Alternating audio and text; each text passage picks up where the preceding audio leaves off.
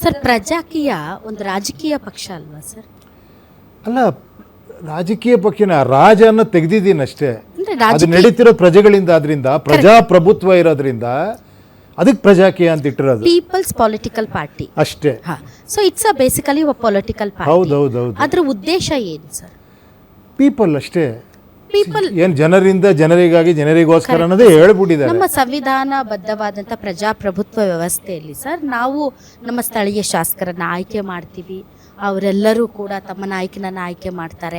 Representative ನಾಯಕ so ನಾಯಕನನ್ನ ಆಯ್ಕೆ ಮಾಡ್ತಾರೆ, ಶಾಸಕಾಂಗ ಪಕ್ಷದ ನಾಯಕನ ಆಯ್ಕೆ ಮಾಡ್ತಾರೆ.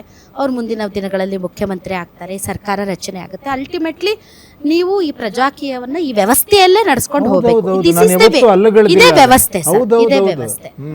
ಸೊ ಈಗ ಸರ್ ನೀವು ಪ್ರಜಾಕೀಯವನ್ನ ಕಟ್ಟಿದವರು, ಪ್ರಜೆಗಳಿಗೆ ಬಿಟ್ಟಿದ್ದೀರಿ ನೀವು ಕಟ್ಕೊಳ್ಳಿ ಅಂತ.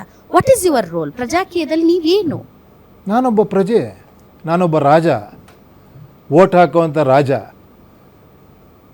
ಯಾಕೆ ಅದಕ್ಕೆ ನಾಯಕ ಈಗ ಹೆಂಗೆ ಟಿವಿಕೆ ಪಕ್ಷದಲ್ಲಿ ಅಲ್ಲ, ಕೇಳಿ ಒಂದು ನಿಮಿಷ. ನಾಯಕ ಅನ್ನೋ ಬದಲು ಅದನ್ನೊಂದು ಚೂರು ಚೇಂಜ್ ಮಾಡ್ಕೊಳ್ಳಿ. ಕಾರ್ಮಿಕ ಅನ್ನಿ, ಅವನೊಬ್ಬ ಕೆಲಸಗಾರ, ಸೇವಕ, ರೆಪ್ರೆಸೆಂಟೇಟಿವ್ ಅಷ್ಟೇ. ನಾಯಕ ಅಂದ್ರೆ ಏನು ಅರ್ಥ ಆಗ್ತೀನಿ ನನಗೆ. ಸಿನಿಮಾದಲ್ಲಿ ನಾಯಕ 10 ಜನಕ್ಕೆ ಏನೋ ಪ್ರಾಬ್ಲಮ್ ಆಗೋರು ಒಬ್ಬ ಬಂದು ಹೊಡಿತಾನೆ.